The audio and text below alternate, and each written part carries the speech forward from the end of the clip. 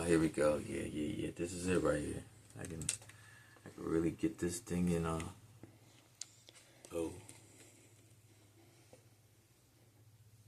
it would have helped if I took the cover off, right? It doesn't matter anyway. You know who it is. It's Zeus Cruz of Olympian Multimedia, giving you another segment of Get Things Done. This particular segment, we're going to be talking a little bit about videography and photography, but specifically about when to utilize the zoom feature on your camcorder or your camera device. I know it might not be such a big thing to worry about, but it's actually a very important feature, and it is important to know when and when not to use it. There is times when you can overutilize the feature and it kind of messes up the framing of your photo or specifically with your video. As you can see behind me, zoom will be important in this kind of setting because, as you can see, you have a set up where you have your backdrop and your background tailored so that you're specifically taking footage of one subject, right? So you put that subject in its proper frame. If you end up having two or more, you can use the zoom to expand just enough so that the subjects that's within the subjects that you are recording, that the backdrop or the background can basically create like this, again, this frame or layout around them. You don't want to be overly saturated or overly concerned with the background itself. If you're taking footage, obviously, you don't want more concentration being on your background. That's not what people want to view. They want to view what actually you're taking footage of. In the confines of this situation, if you're going to, for example, interview someone, then this will be perfect to go ahead and zoom. Put the attention onto the person who is touching. As you zoom, you kind of create this portrait shot of the subject as they're going ahead and talking, because your subject is stationary. There's not a lot of movement going on. So there's no need for you to be overly mindful of everything that's around the subject itself. You could just go ahead and zoom, keep it on frame there. When someone else is speaking, you could kind of zoom back out.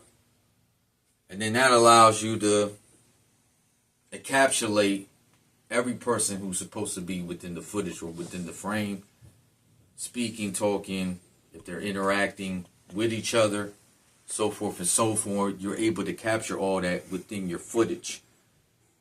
Versus if you wanted to go ahead and you're going to take actual motion and your subject is not going to be stationary, or if you're looking to get some unique angles that you may not necessarily get with the tripod, again, being that it's at a stationary point, then using your feet as the zoom will be more apropos so that you can get the shot that you're looking for. As you can see, I'm on one knee. This allows me to go ahead and take some really nice side angles. Allows me to come from underneath. If the subject was standing right here, it allows you to do over the shoulder shots. And then if you have a good control of the device and have a good handle on it, you can easily swoop in. And now you quickly allowing yourself this flexibility of having multiple angles in one shot. Now I'm talking more in lines with videography, but the same principle applies with photography. You don't want to be so stringent using a tripod or a stationary point in order to take your shots.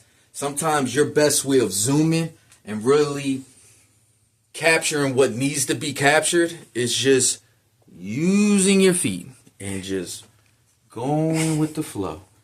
As you can see here, I'm real smooth like that, guys. Real smooth. You know what I mean? I know I'm not. You ain't got to tell me nothing. I already know. But the point is, you have options. Don't be, again, so stringent on just using a tripod or any other kind of device, as you can see here, and using this as your point of contact to use the zoom feature. These are nice necessities to have. But sometimes you allow yourself as a videographer or photographer to become limited into what you're doing. And that's one of the worst things you can do, is limit yourself and taking away options that are already presented for you. So for you to quickly create these opportunities and these options for you, remember, use your feet as your zoom. Move closer or distance yourself away from the subject. And then allows you to go and move in different angles. You see? See how I'm moving here? Mm-mm. All right, never mind, man. I know you guys are just cracking up. But you get the gist of what I'm saying. So, yeah, that's about it.